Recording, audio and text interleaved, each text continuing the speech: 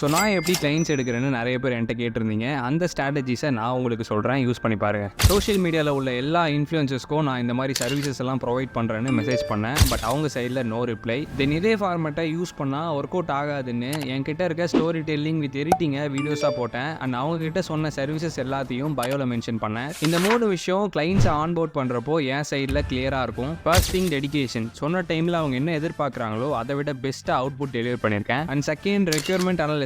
கிளைண்டோட requirement என்னன்னு ப்ராப்பராக analyse பண்ணணும். ரெக்யர்மெண்ட்டை ஒழுங்காக கேதர் பண்ணாமல் ஒர்க்கை ஸ்டார்ட் பண்ணால் ரிசல்ட்ஸ் கண்டிப்பாக ஸ்பாயில் ஆகும். And last trust on my work. Client sometime இந்த வீடியோலாம் ஒர்க் அவுட் ஆகாதுன்னு ஒரு தாட்டில் இருப்பாங்க. அப்போ ஒரு எலிவேஷன் மேக் பண்ணுறது தான் இங்கே பெரிய டாஸ்க்கே. இதனால தான் எனக்கு கிளைண்ட்ஸ் அப்ரோச் பண்ணுறாங்க. That's a matter.